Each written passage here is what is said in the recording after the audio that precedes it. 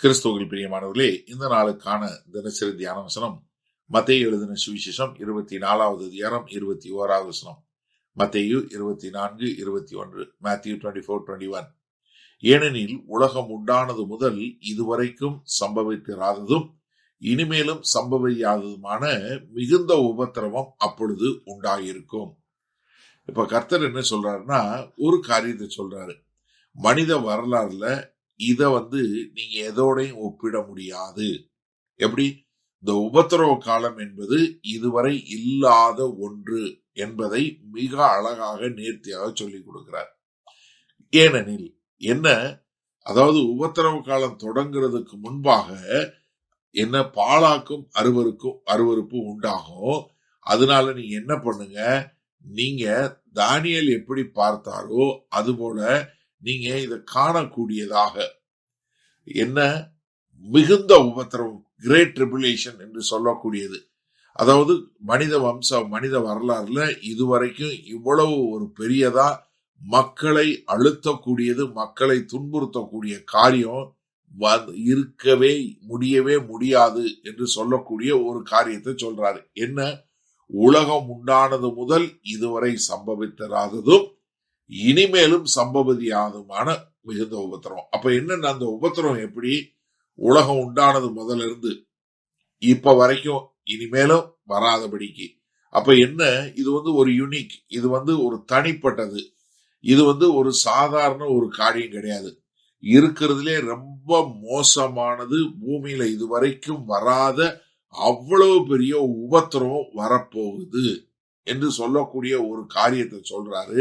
என பாழாக்கும் அருவருப்பு வரும்போது இது நடைபெறும் என்று சொல்லக்கூடிய ஒரு காரியத்தை மிக தெளிவாக கர்த்தர் சொல்லி கொடுக்கிறார்.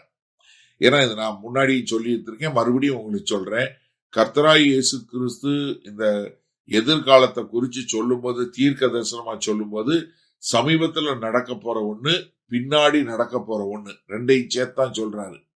ஏன்னா இந்த 70வது வருஷத்துல கர்த்தராகிய இயேசு கிறிஸ்துவுக்கு வருவதற்கு முன்பு, கர்த்தராகிய இயேசு கிறிஸ்துவுக்கு பின்பு முதலாவது நடந்தது எங்க பார்க்கிறோம்? 70வது வருஷத்துல 11 லட்சம் யூதர்கள் கொல்லப்பட்டாங்க. 97,000 பேரு அடிமைகளாக எடுத்துக் கொள்ளப்பட்டாங்க. பஞ்சம், சிவில் வாரு, அது மாத்திரமல்ல எண்ணி பார்க்க முடியாத அடி, அந்த மாதிரி ஒரு காரியம். இதெல்லாம் ஜோசிபஸ் அவ்வளவு அழகா எழுதி வைத்திருக்கிறாரு. ஆனா எதிர்காலத்துல எப்படி நடக்கும் அப்படிங்கறத நம்ம பார்க்கும்போது நம்ம பார்க்கிறோம், பின்னாடி காலத்துல எப்படி நடக்க போகுதுன்னா ரொம்ப மோசமா. நீங்க வெளிப்படுத்தின விசேஷம் 6வது அதிகாரத்துல இருந்து 19வது அதிகாரம் வரைக்கும் உள்ள காலகட்டம் முழுவதும் பார்த்தீங்கன்னா என்ன, முத்திரை நியாய தீர்ப்பு, எக்கால நியாய தீர்ப்பு, கலச நியாய தீர்ப்பு என்று ஒன்றின் மேல் ஒன்று அவ்வளவு பெரிய ஒரு காரியம். ஏன்னா நீங்க வெளிப்படுத்தின விஷயம் 13:7 பார்க்கிறோம், ஈவன் பரிசுத்தவான்கள் இப்படிப்பட்ட ஒரு காரியத்துல போவாங்க. 16வது அதிகாரத்துல பார்க்கிறோம், தேவ கோபாக்கினை அவர்கள் மேல ஊற்றப்படும் என்று சொல்லக்கூடியதாக. அப்ப எனக்கு அருமையானவர்களே, நம்ம இதை தெளிவாய் புரிந்து கொண்டு அதற்கேற்ப வாழ நம்ம ஒப்பு கொடுப்போமா? சரி, இந்த நாள்ல இந்த வசனத்தை நம்ம எப்படி எடுத்துக்கொள்வது? எனக்கு இந்த பதம் பார்க்கும்போது, உலகம் உண்டானது முதல் இதுவரைக்கும் சம்பவித்தராததும் இனிமேலும் சம்பவியாததுமான. அப்ப என்ன, இதுவரைக்கும் நடக்கல, இப்பவும் நடக்கல, இனி வரப்போகிற காலத்துல இதுக்கு மேல நடக்காது. அப்ப என்னன்னா, இது ஒரு உபத்திரவ காலம் என்பது ஒரு பயங்கரமான ஒரு மோசமான காலம். இதுல கர்த்தருடைய நியாய தீர்ப்பையும் கர்த்தருடைய இரக்கத்தையும், ஆனாலும் அதே சமயத்துல இது எல்லாம் எவ்வளவு மோசமா இருக்கும் போதும் கர்த்தருடைய மனதுருக்கத்தையும் பார்க்கிறோம். எப்படி? மனதுருக்கத்தையும் பார்க்கக்கூடியதாக. ஏன்னா கர்த்தர் செய்யக்கூடிய, அவர் இவ்வளவு பெரிய ஒரு நியாய தீர்ப்பை கொண்டு வரும்போதும் அவருடைய மனதுருக்கத்தை நம்ம பார்க்கக்கூடிய ஒரு காரியத்தை பார்க்கிறோம். அப்ப எனக்கு அருமையானவர்களே, நம்முடைய எதிர்காலத்துல வரக்கூடிய ஒரு காரியம் என்ன தெரியுமா பண்ணணும்?